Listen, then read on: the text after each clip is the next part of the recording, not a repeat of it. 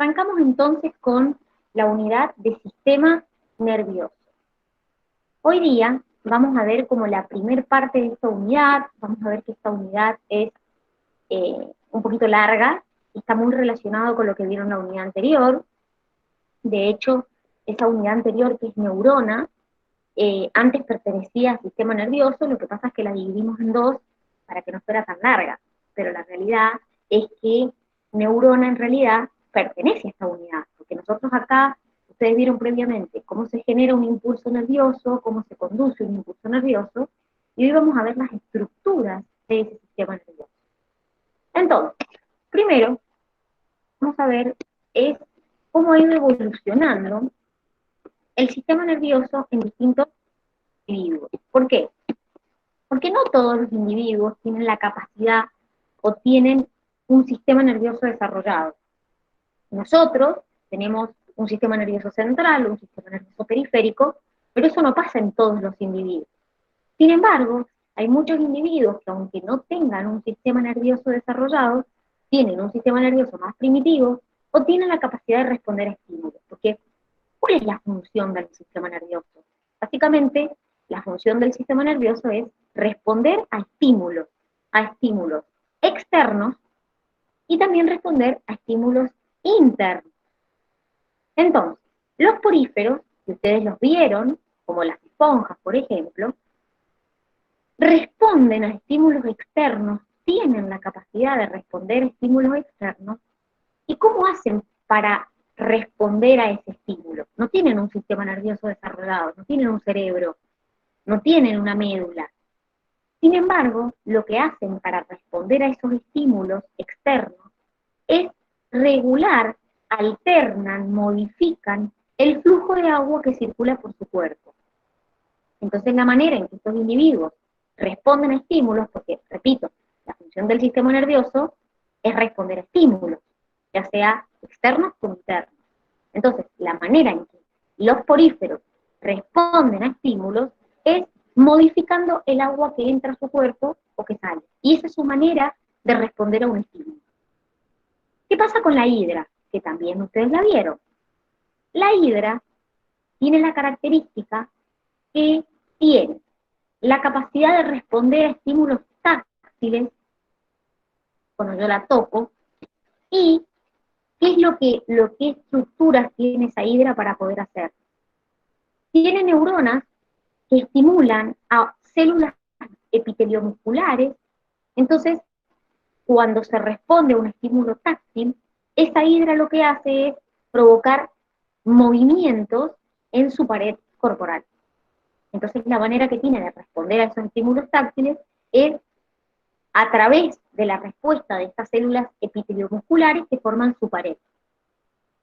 Los platelmintos, si ustedes los vieron, que son gusanos chatos, que son gusanos planos, no sé si se acuerdan que los vimos en Animalia, tienen un poquito más especializado el sistema, tampoco es la especialización. En este caso tienen una red nerviosa que se condensa en dos cordones nerviosos que recorren su cuerpo, y tengo dos agrupaciones de cuerpos celulares que se llaman ganglios cefálicos, que se encuentran en lo que vendría a ser la parte anterior del animal. Acuérdense que con el proceso de cefalización, que también lo vimos en Animalia, hace referencia a esa cefalización a que tengo la concentración de células sensoriales y células que me permiten captar el alimento en la parte anterior del animal. Entonces, estos platelmintos, que son gusanos planos, tienen dos cordones nerviosos que recorren el cuerpo y además tienen agrupaciones de cuerpos, que se llaman ganglios, que se encuentran en la parte anterior del cuerpo del animal. Pero fíjense que igual siguen siendo sistemas nerviosos muy primitivos. Después, por ejemplo, en los anélidos, como la lombriz de tierra, tienen dos cordones nerviosos que se fusionan en uno solo, que recorre toda la parte, y escuchen bien, ventral del cuerpo del animal. Es decir, que estos animales, su sistema nervioso es ventral, está en la parte del vientre. Entonces, a lo largo de ese cordón nervioso, en cada segmento del cuerpo, vieron que la lombriz de tierra tiene como segmentitos, ¿ok? Bueno, Sí. cada segmento del cuerpito, diríamos, de ese animal, encuentro ganglios. Y además, el cordón nervioso tiene ganglios en la parte dorsal, pero a la altura de la cabeza del animal. Entonces, fíjense que estos individuos tienen su sistema nervioso en posición ventral. Eso es una característica que nos va a distinguir a nosotros, porque nosotros tenemos el sistema nervioso en qué posición, en los vertebrados.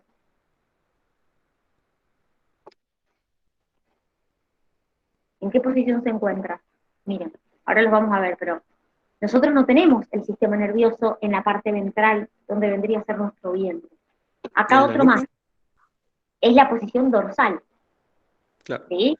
Fíjense, los artrópodos también tienen un cordón nervioso en posición ventral y ganglios en la región cefálica que forman una especie de cerebro, pero no es un cerebro desarrollado como el nuestro. Por eso acá aclaramos una especie de cerebro. En cambio, cuando nosotros saltamos a los vertebrados, que es donde ya estamos nosotros, una de las características que los distingue del resto es que su sistema nervioso está muy desarrollado y que se encuentra en posición dorsal. No está en posición ventral, y eso es una gran diferencia. Además, en los vertebrados, el sistema nervioso central está protegido por el cráneo y la columna vertebral. El encéfalo protegido por el cráneo y la médula protegido por la columna vertebral. Entonces tengo estructuras de protección del sistema nervioso. Y eso también es una gran diferencia. No solamente que esté más desarrollado que el otro o que se encuentre en posición dorsal, sino que también el sistema nervioso de estos animales, de los vertebrados, se encuentra protegido. Ahora, cuando uno empieza a profundizar en el sistema, mejor dicho, en el grupo de los vertebrados, se encuentra con que dependiendo del tipo de grupo, de clase que yo considere, cada individuo, cada clase tiene distintas estructuras desarrolladas. Y o más desarrolladas. Esas estructuras más desarrolladas muchas veces están relacionadas con la función que ese individuo cumple. Por ejemplo, en el caso de los peces cartilaginosos, que ahí los están viendo, como por ejemplo los tiburones, como tienen gran actividad locomotora, es decir, se mueven, la estructura que tienen muy desarrollada en el encéfalo es el cerebelo, porque justamente es el responsable de coordinar el movimiento de los músculos. Entonces, después, por ejemplo, en los reptiles, que tienen a continuación, tengo los hemisferios cerebrales y los lóbulos ópticos vienen de visión, muy desarrollados. ¿Por qué? Porque están relacionados con la información sensorial. Después en las aves, la estructura que tienen más desarrollado es, por ejemplo, el cuerpo estriado y el cerebelo. ¿Por qué? Porque les permite el equilibrio y está relacionado con la actividad del vuelo. Entonces, claramente, como necesitan volar, tienen que tener más desarrolladas las estructuras que les permiten hacer eso. Entonces, estas estructuras se van a encargar de procesar la información para poder volar. En los mamíferos, es decir, ahí estamos nosotros, la estructura que nosotros más desarrollada tenemos, y de hecho ya la vamos a profundizar porque realmente es impresionante la cantidad de funciones que podemos cumplir, y de hecho, como yo les decía un poco la otra vez, hay funciones que todavía ni siquiera se descubren. Es decir, que a medida que ha ido avanzando, se ha ido descubriendo que tenemos la capacidad de cumplir más funciones de las que se pensaba, es la corteza cerebral. Es decir, es la capa externa que rodea a nuestro cerebro. ¿Y por qué la tenemos tan desarrollada a esa corteza cerebral? Porque está relacionado con funciones que son propias nuestras, como por ejemplo procesar gran cantidad de información y dos cosas muy importantes en nosotras. Uno, el lenguaje. Nosotros nos comunicamos a través del lenguaje. Y otro, el pensamiento simbólico. estas funciones claramente no están relacionadas con otros animales como un ave, un reptil o un pez. Entonces, como nosotros hacemos lo que se llaman funciones cerebrales superiores, que ya los van a ver un poquito más adelante cuando vayamos avanzando en la unidad, esas funciones cerebrales superiores, como por ejemplo hablar, es una función que podemos cumplir nosotros, pero que otros animales no lo pueden cumplir. Entonces, por eso el desarrollo o mayor desarrollo de la corteza cerebral. Y de hecho, cuando veamos la corteza, vamos a ver que no es que toda la corteza se ha desarrollado, sino que hay una parte, sobre todo de la corteza, que en los humanos se ve más desarrollada. Como les dije, eso está relacionado con lo que llamamos funciones cerebrales superiores que nosotros podemos realizar, entre ellos el más importante, el hablar, el lenguaje. Eso está relacionado, a ver, lo que pasa es que vos te tenés que, eso está relacionado con la capacidad de aprendizaje, con el imitar sonidos, no es que hablan. ¿Mm? O sea, la realidad es que uno piensa que están hablando, porque uno eso es más del humano que del animal, es decir, uno piensa que en realidad están hablando, y en realidad lo que tienen es una capacidad de imitar. Entonces, si yo, por ejemplo, le digo una palabra, el loro no es que entiende lo que yo le estoy diciendo, es que imita el sonido que yo estoy haciendo con la voz.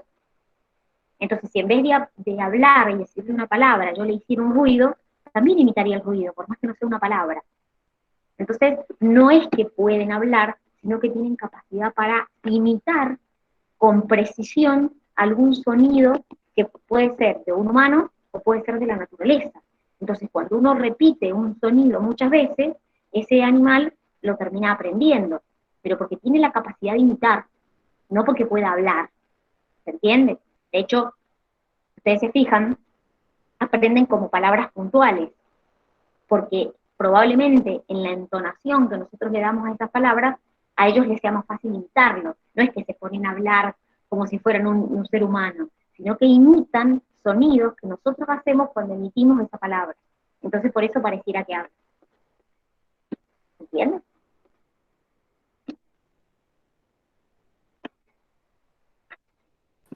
Sí. Bien, perfecto. Entonces, esperen que...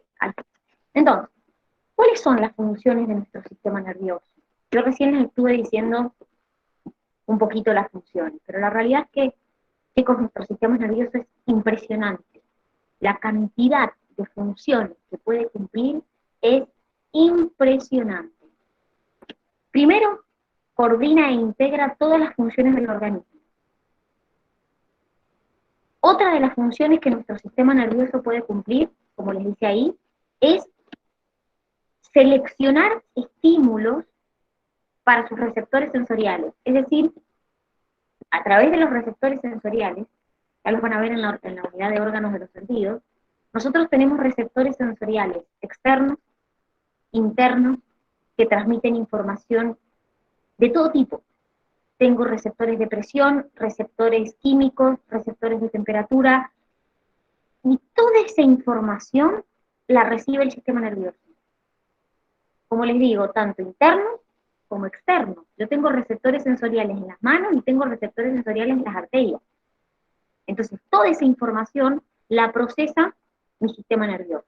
Por lo tanto, como les dice ahí, transmiten información desde el medio interno y desde el medio externo. También nuestro sistema nervioso lo que hace es integrar esa información que recibe, ¿sí? Es decir, de todos esos receptores sensoriales que recibe información, tanto externos, por ejemplo, ustedes ahora están recibiendo información lumínica, están recibiendo información sonora, a su vez internamente ustedes le están mandando información a su sistema nervioso, y toda esa información es procesada. Aquí imagínense la capacidad de procesamiento que tiene.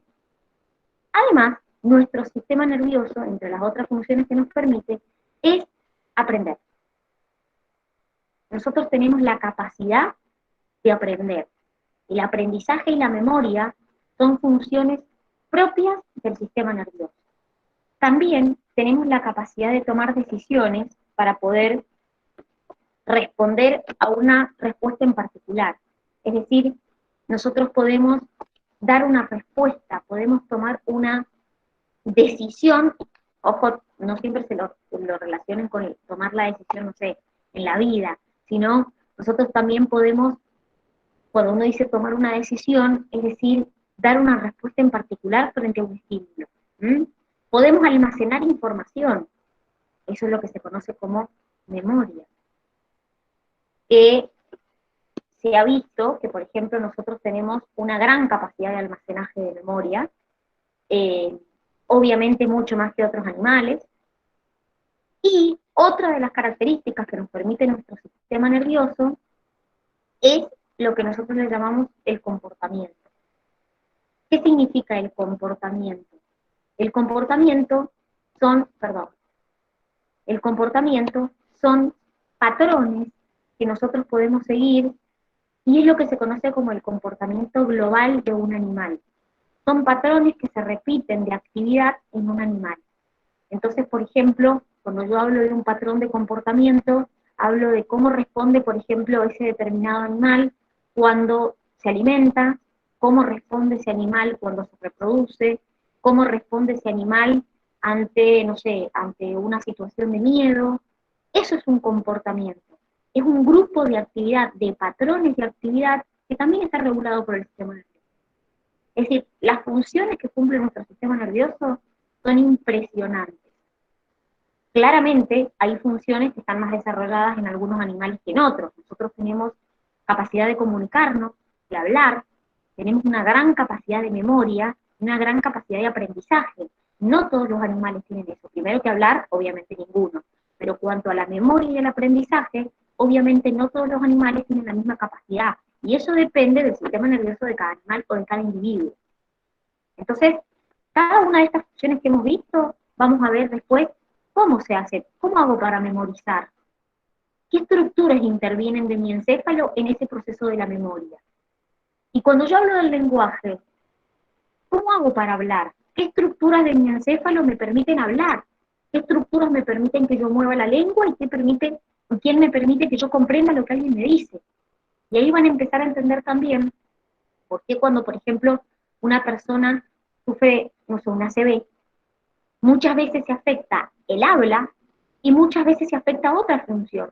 Por ejemplo, hay personas que se les afecta la capacidad de caminar, o muchas veces a la persona se le afecta la capacidad de comprender lo que le dicen, pero no el hablar.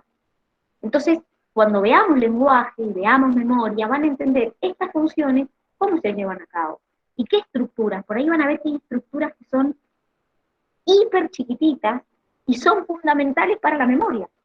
Y que una lesión en esa estructura a mí me permite una pérdida de memoria. Entonces, bueno, no me quiero ir adelantando, pero todas estas funciones ustedes más adelante las van a ver. No se hagan problema que las van a ver. Bien, seguimos. ¿Cómo se clasifica nuestro sistema nervioso?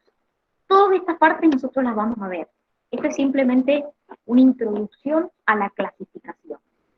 La primera clasificación que nosotros hacemos del sistema nervioso es el sistema nervioso central y sistema nervioso periférico. El sistema nervioso central está formado por el encéfalo y la médula espinal. El encéfalo, protegido por nuestro cráneo, la médula, dentro de lo que nosotros le llamamos la columna vertebral. Eso es el sistema nervioso central. Por otro lado, tenemos el sistema nervioso periférico, donde vamos a encontrar nervios y ganglios. ¿Alguien se acuerda cuál era la diferencia? ¿Qué era un nervio y qué era un ganglio? Que lo vimos en neurona. ¿A qué se le denominaba nervio y a qué se le denominaba ganglio? ¿No? ¿Nadie se acuerda? Uno era el conjunto de axones y otro era el conjunto de cuerpos neuronales.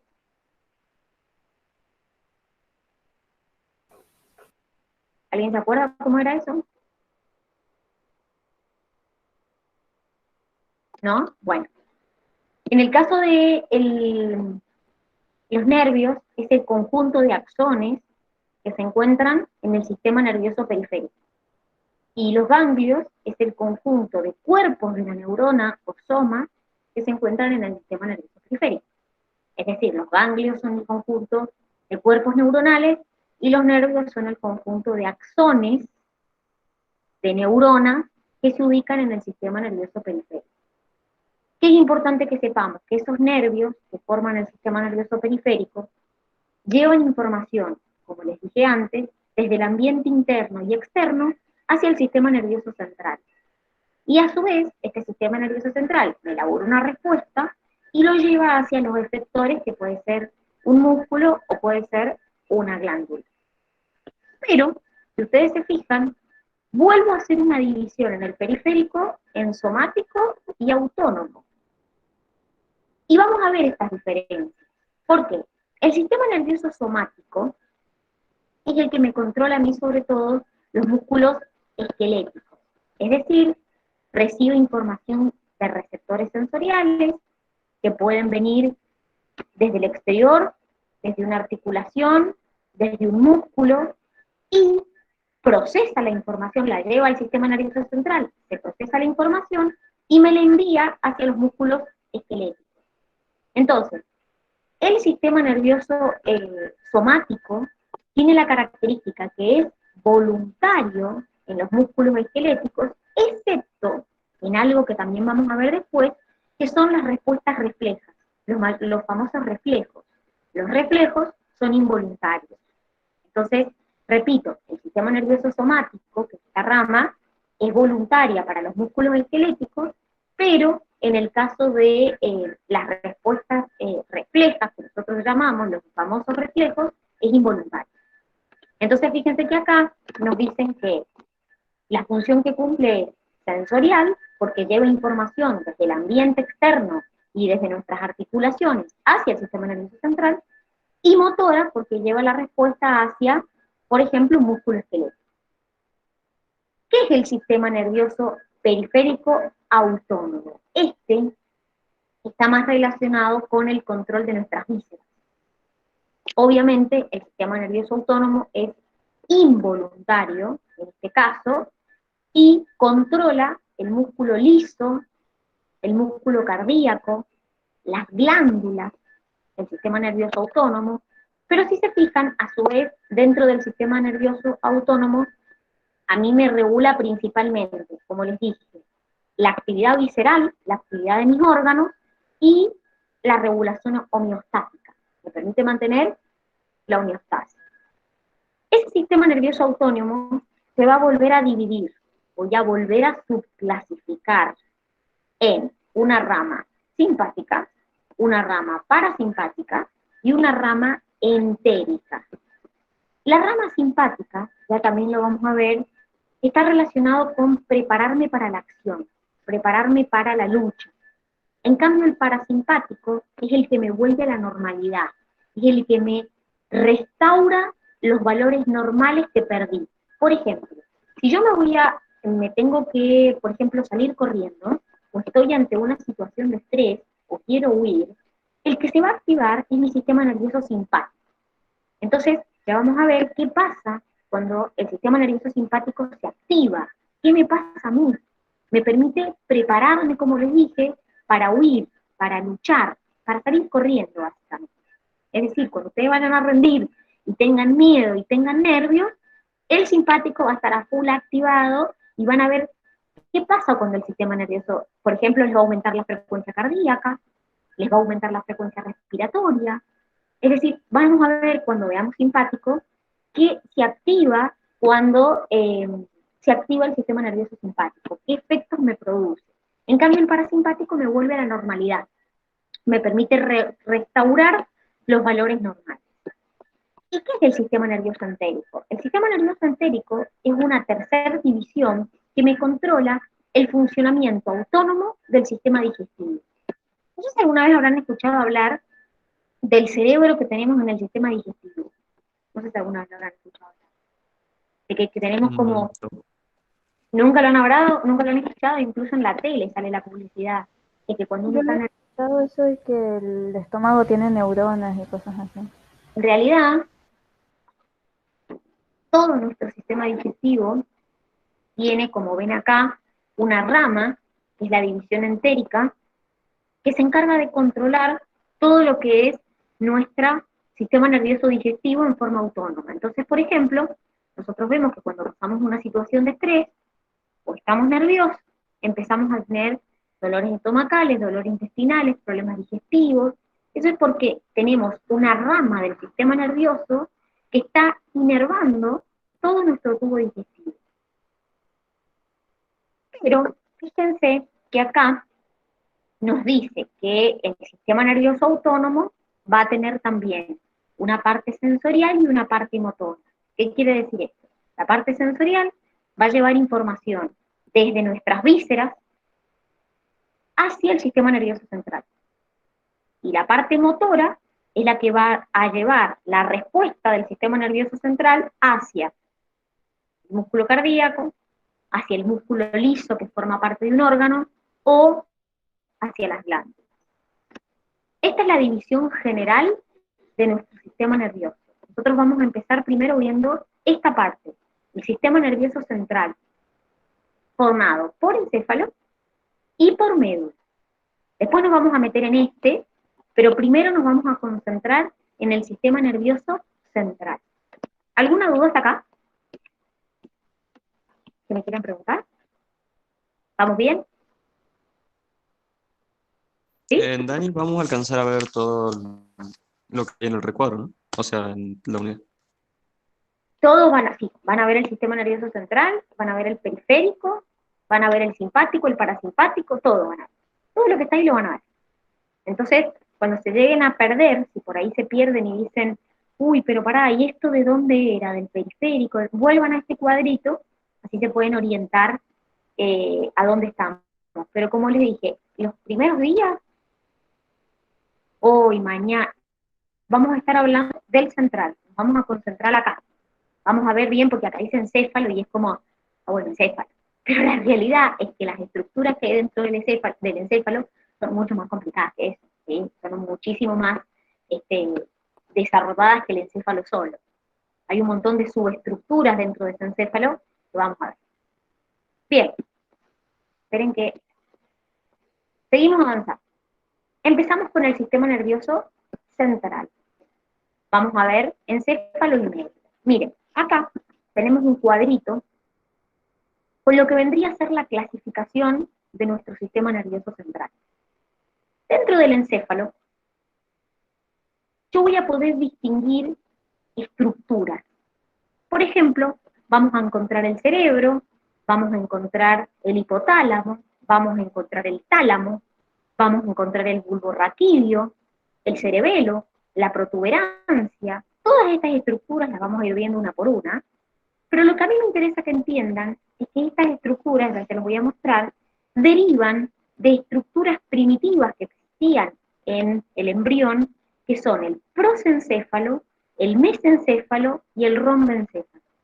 Es decir, nuestro encéfalo se divide en tres partes, diríamos, prosencéfalo, mesencéfalo y rombencéfalo, y de estas estructuras derivan las estructuras que tenemos después en el estado adulto.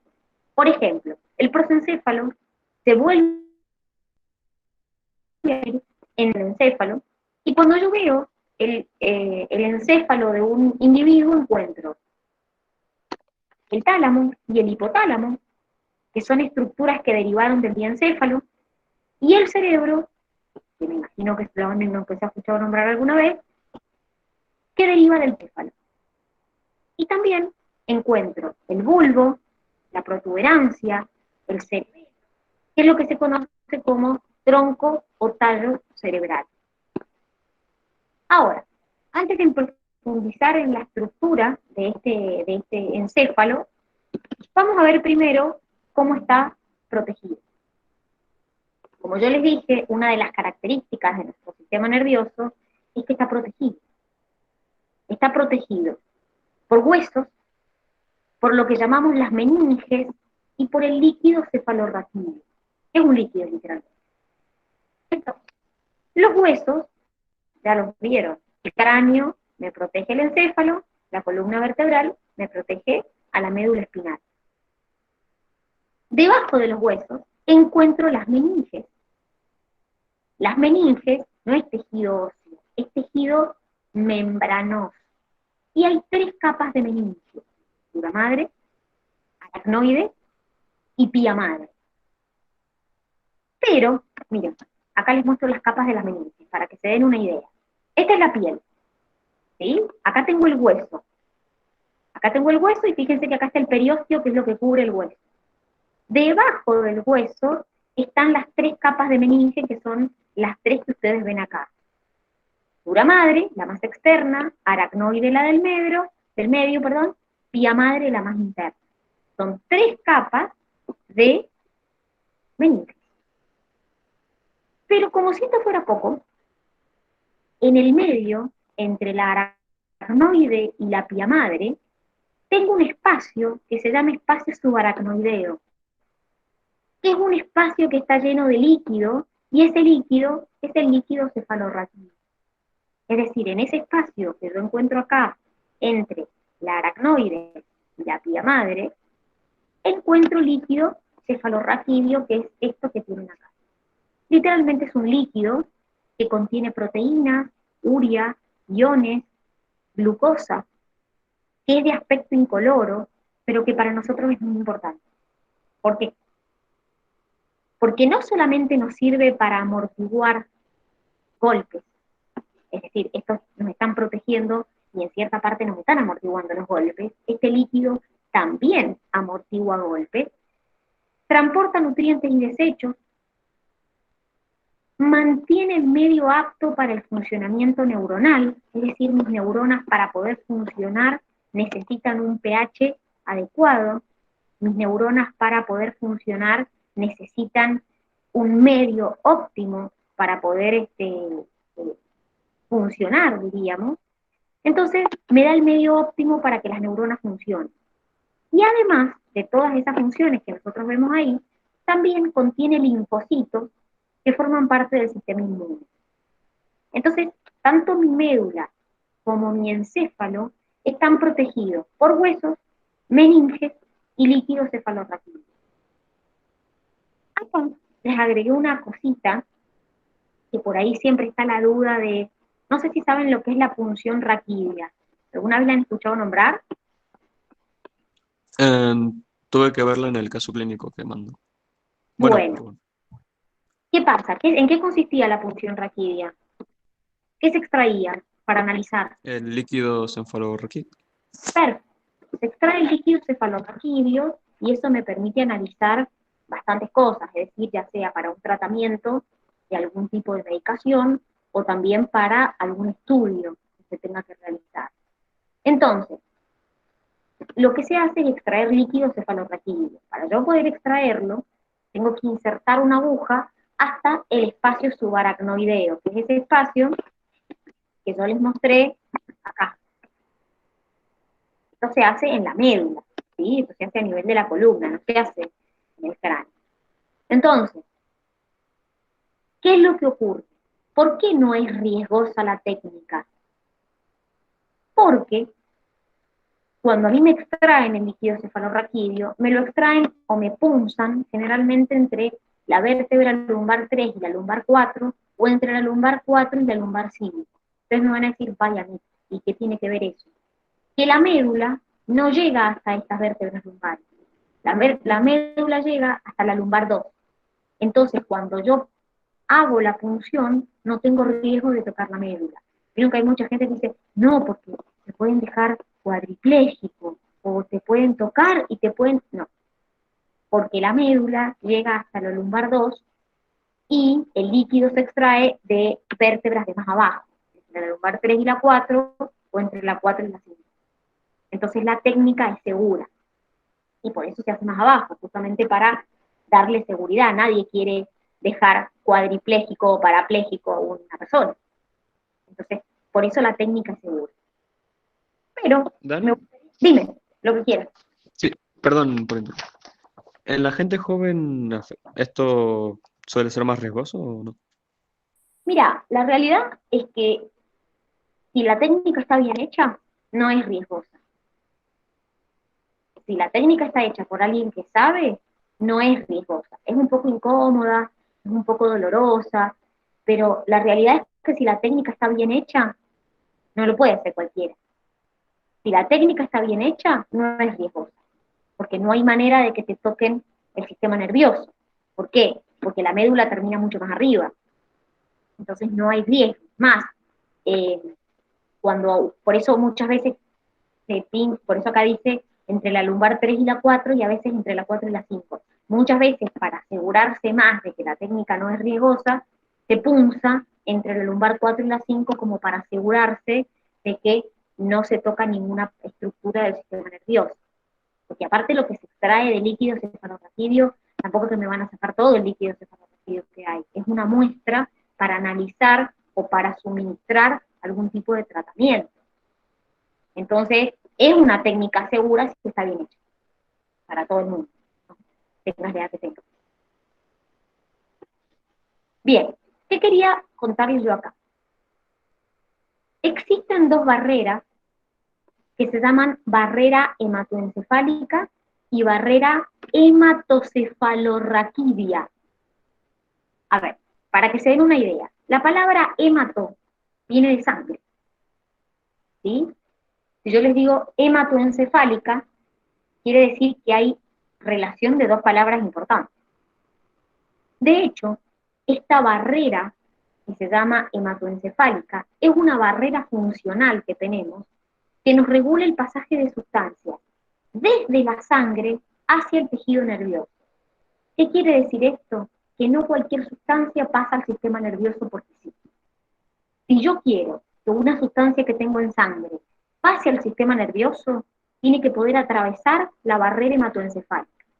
Y ustedes van a decir, ¿cómo atravieso? ¿Cómo está formada esta barrera hematoencefálica? Bueno, la barrera hematoencefálica está formada por la pared de capilares sanguíneos que irrigan el tejido nervioso y células de la glía denominadas astrocitos.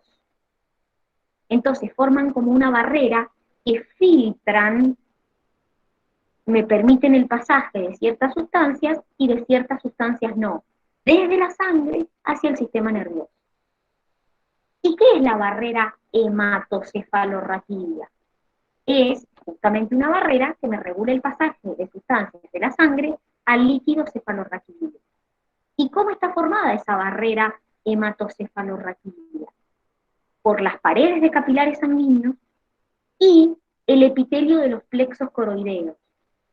¿Qué es esto? Son estructuras que están ubicadas en los ventrículos del encéfalo y que son los que secretan puntualmente el líquido cefalorraquídeo. Entonces ustedes me van a decir, ¿y esto a mí qué me importa? ¿Para qué me sirve? ¿Por qué le sirve esto? Porque cuando yo suministro una sustancia y soy médico, si yo quiero que esa sustancia ejerza un efecto en mi sistema nervioso, tiene que poder atravesar la barrera hematoencefálica. Porque, por ejemplo, yo le doy una medicación a esa persona la consume, pasa a la sangre. Pero yo no quiero que cumpla el efecto en la sangre, yo quiero que llegue al sistema nervioso. Entonces, ese fármaco que yo le administro tiene que poder atravesar la barrera hematoencefálica para llegar al sistema nervioso. Entonces, de hecho, muchas sustancias no pueden atravesar esa barrera tan simple. Y obviamente para nosotros es mejor, porque si no, habría sustancias que nos podrían dañar.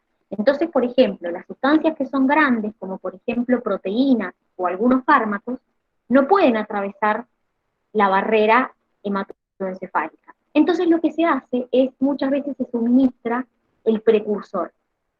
Miren, les doy un ejemplo. ¿Se acuerdan que estuvimos viendo la dopamina como neurotransmisor? Y nosotros les estuvimos contando que la dopamina, muchas veces, en el mal de Parkinson, hay una atrofia en las neuronas que producen dopamina. ¿Se acuerdan que lo estuvimos viendo? A eso, lo de la dopamina. Sí, Sí, ¿Qué pasa? neuronas. Claro, exacto. No, digo, sí. Sí, Es de un neuronas. Sí. que en las personas que tienen mal de Parkinson hay una atrofia de las neuronas que liberan dopamina. Entonces la persona tiene menos dopamina, como tiene menos dopamina, se podía manifestar el mal de Parkinson. ¿Qué pasa? Las sustancias, los individuos que no tienen, que tienen mal de Parkinson, se les, eh, se les suministra una medicación que se llama levodopa. Eso, la levodopa, es un precursor de la dopamina.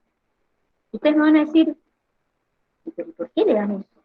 Claro, porque el individuo tiene una atrofia en las neuronas que producen dopamina, entonces yo se la tengo que suministrar. Pero no le puedo suministrar la dopamina, porque no atraviesa la barrera hematoencefálica. Entonces lo que se hace es, se le da un precursor que se llama levodopa, que es un precursor de la dopamina. Entonces, la particularidad que tiene la levodopa es que sí puede atravesar la barrera hematoencefálica y cuando llega al sistema nervioso central se convierte en dopamina, se convierte en la molécula funcional. Entonces, repito, en los individuos que tienen Parkinson, que tienen un déficit de dopamina, yo tengo que suministrarla. Entonces, para suministrarla en la medicación, le suministro un precursor que se llama levodopa, que puede atravesar esta barrera hematoencefálica, y como puede atravesar la barrera hematoencefálica, puede llegar al sistema nervioso central. Y en el sistema nervioso central se convierte de levodopa en dopamina. Entonces, lo mismo, por ejemplo, si yo quiero a una persona suministrarle una medicación que atraviese, o por ejemplo, un ansiolítico, que tiene que ejercer un efecto en el sistema nervioso, yo tengo que poder atravesar la barrera hematoencefálica, si no nunca va a llegar al sistema nervioso, va a quedar en sangre. Entonces, cuando uno diseña, se diseñan los fármacos, si yo necesito que eso llegue al sistema nervioso, lo tengo que hacer de una estructura tal que pueda atravesar la barrera hematoencefálica. ¿Se entiende? Sí. Sí. Sí, Dani. Bien, perfecto. Acá están un poco lo que yo les estaba diciendo. La barrera hematoencefálica y la barrera hematocefalorraquídea. ¿Sí? Esta está formada por pared de vasos sanguíneos que irrigan el sistema nervioso y astrocitos y me regulan el pasaje entre la sangre y el sistema nervioso, y la hematocefalorraquídea, el pasaje de sustancias de la sangre al líquido cefalorraquídeo. ¿Y cómo estaba formado? Por la pared de los plexos, del plexo coroideo y los capilares sanguíneos.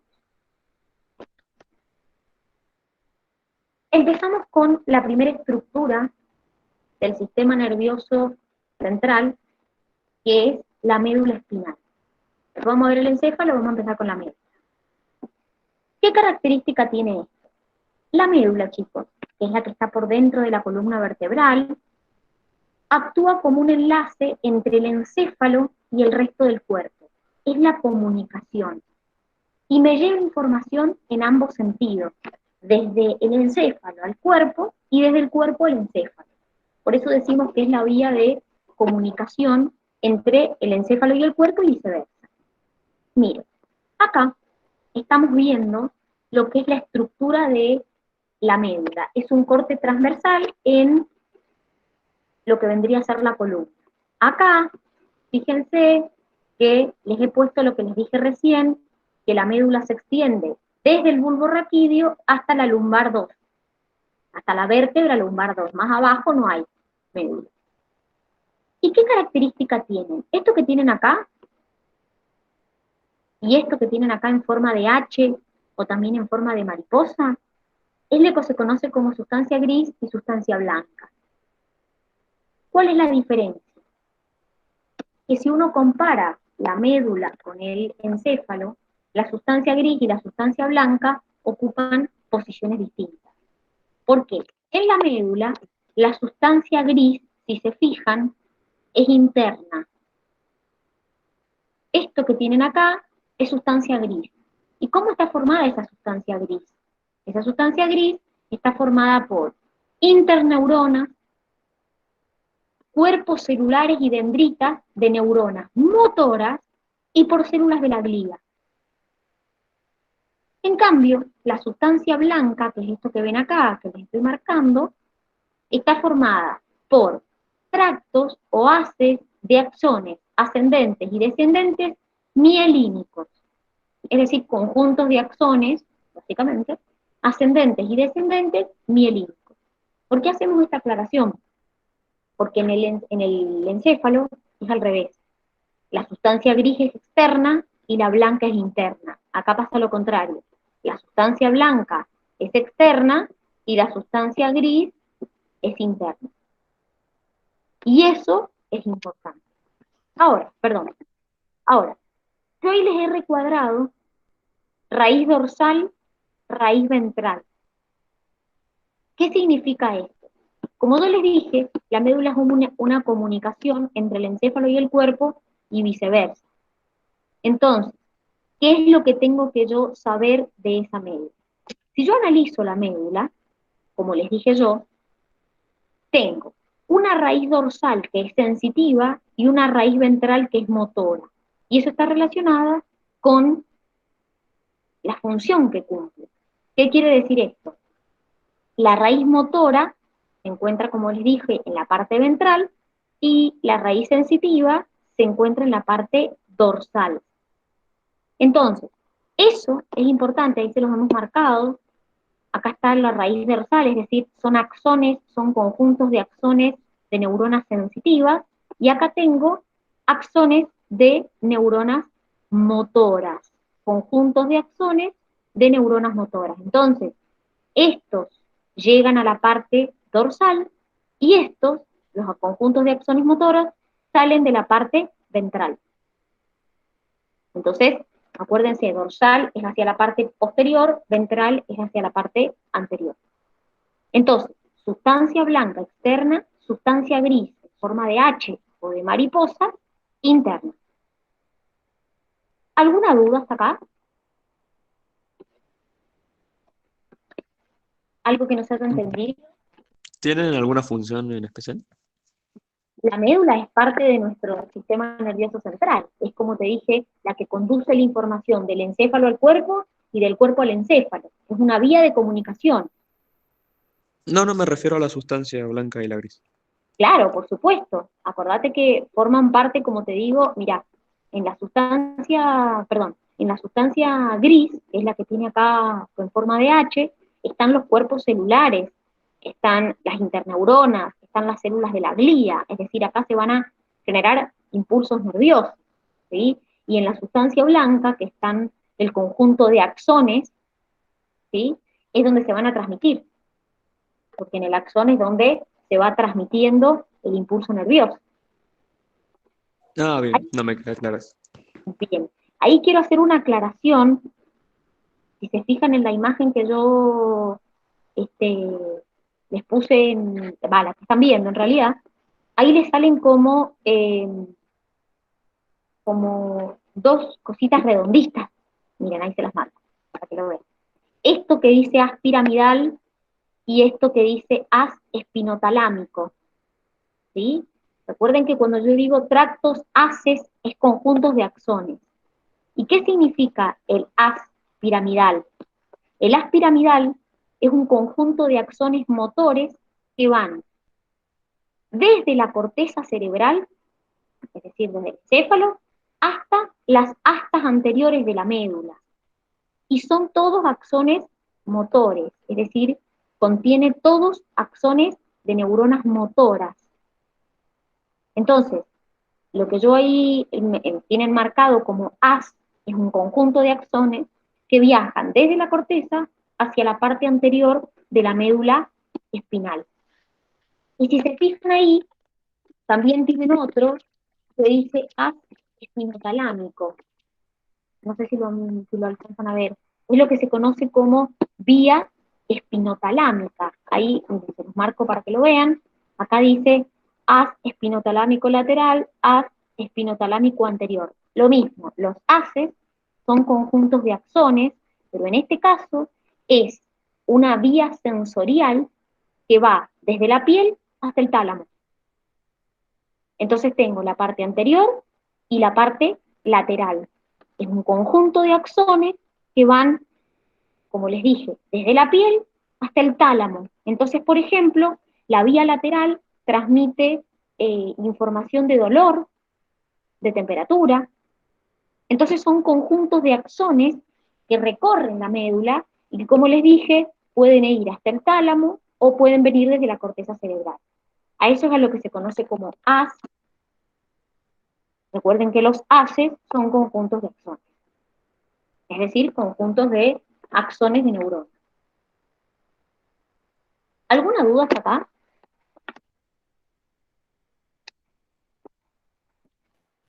No, por mi No, parte. Bien. Vamos entonces con el encéfalo. ¿Qué pasa con el encéfalo? Acá está un poquito lo que estábamos hablando recién, que yo les contaba, que originalmente en nuestro encéfalo encontramos 3 vesículas cerebrales, que son el prosencéfalo, el mesencéfalo y el rombencéfalo. Miren, acá está, prosencéfalo, mesencéfalo y rombencéfalo. Esto es como la estructura original. A partir de esas estructuras se van a ir derivando otras estructuras. Entonces, por ejemplo, del prosencéfalo van a derivar 2 vesículas cerebrales, que son el telencéfalo y el diencéfalo. Del mesencéfalo, en realidad derivan estas estructuras que vamos a ver acá, y del rombencéfalo deriva el metencéfalo y el mielencéfalo. Si bien parecen nombres como complicados, hay algunas reglas mnemotécnicas para aprenderse esto, porque estas estructuras, yo no, no las voy a ver en el adulto, yo en un adulto voy a ver esto que tengo acá, ¿sí? Lo que pasa es que estas estructuras son las estructuras de donde provienen. Estas estructuras las voy a ver en los embriones, desarrollándose. Entonces, ¿qué es lo que tengo que saber? Del telencéfalo deriva la corteza cerebral y lo que se llaman núcleos de la base, que ya los vamos a ver. Del diencéfalo deriva tálamo, hipotálamo y glándula pineal, que también ya las vamos a ver, estas estructuras. Del mesencéfalo, los pedúnculos cerebrales. Del metencéfalo, el cerebelo y la protuberancia, y del mielencéfalo, el bulbo raquídeo. Acá tienen una estructura de cómo es la vesícula primitiva y las vesículas que derivan de esa. Entonces acá les están mostrando cómo sería la imagen de este encéfalo y las estructuras que derivan del mismo. Les repito, es una estructura anatómica general del encéfalo de un vertebrado. Primariamente tienen una organización lineal, entonces se ve como les dije, las vesículas primarias y las vesículas secundarias. Obviamente, si yo ahora observo el encéfalo, no voy a encontrar esto. Lo que voy a encontrar es, como les dije, el tálamo, el bulbo, el cerebro. No voy a encontrar esta estructura lineal. Primariamente encuentro esta estructura lineal. Y después de estas vesículas primitivas, derivan estas vesículas secundarias, y finalmente en el adulto encuentro estas estructuras que tengo acá, que ya las vamos a ver a lo largo de la unidad, una por una. Ahora, ¿dónde están ubicadas? No están ubicadas en cualquier lugar, se encuentran en cavidades específicas, por ejemplo, la corteza y los núcleos en los ventrículos laterales, el tálamo, el hipotálamo y la glándula pineal en el tercer ventrículo, los pedúnculos en el acueducto de Silvio, y cerebelo, protuberancia y bulbo en lo que se llama cuarto ventrículo. Esto que tienen acá, si ustedes se fijan en el cuadernito, lo tienen como un anexo, porque en realidad son como distintas regiones o distintas cavidades que tiene el encéfalo, y les están mostrando más o menos a dónde está la altura. Por ejemplo, acá está lo que es la región del tercer ventrículo, acá está el cuarto ventrículo, para que ustedes se den una idea a dónde se encuentra más o menos. Entonces, en realidad, acá se encuentra lo que es la cavidad de los ventrículos laterales. Esto es como si yo lo viera en forma lateral. Entonces, no es que esto lo tengan que ustedes saber, simplemente es para que entiendan de dónde viene esto que les dice acá. Estos cavidades hace referencia a dónde se ubican estas estructuras que ustedes ven en el adulto. Son distintas cavidades que existen, como les muestra acá, dentro del encéfalo. Pero si ustedes lo buscan en el cuadernillo, esto lo van a encontrar como un anexo, no lo van a encontrar para estudiarlo. Pero yo les he puesto la imagen para que entiendan más o menos a qué se refiere, y es que son cavidades a donde voy a encontrar a estas estructuras que tengo acá. Por ejemplo, el tálamo, el hipotálamo y la glándula pineal, lo voy a encontrar en el tercer ventrículo. Entonces si busco, bueno, entonces estarían por acá, más o menos por esta cavidad que está acá. Pero no es que tengan que saber esto. ¿Se entiende? Sí. Más o menos. Bien, entonces, hay una reglita que tienen en porque este cuadrito es como medio difícil aprendérselo, qué vesícula primitiva deriva a la secundaria y después a qué me da origen, pero hay una reglita que tienen en el anexo, escrita, para que se lo puedan estudiar más fácil, ¿sí? Entonces, se lo pueden estudiar de esa manera, con esa reglita mnemotécnica, para que les sea más fácil estudiar. Lo único que les van a preguntar, obviamente las funciones, las vamos a ver de cada una de estas estructuras que tienen acá.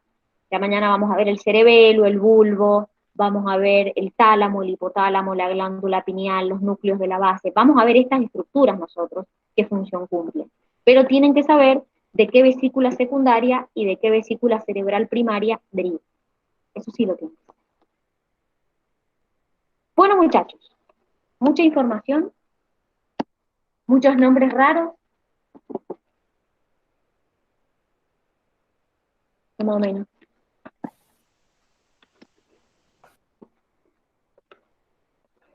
Bien, bueno, mañana vamos a seguir, ya sea que estén virtual o que estén presencial, vamos a seguir con el sistema nervioso, así que les pido que vayan leyendo la unidad, porque por ahí tiene nombres como medios complicados, tiene nombres como algunos medios raros, así que les encargo que vayan leyendo la unidad para mañana. Mañana vamos a arrancar desde acá, a ver cada una de las estructuras que hemos mencionado que forman parte del encéfalo.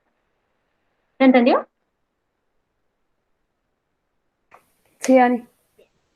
Entonces, Sí. nos vemos mañana, que tengan un hermoso día. Hasta mañana. Chau, chau. Nos vemos.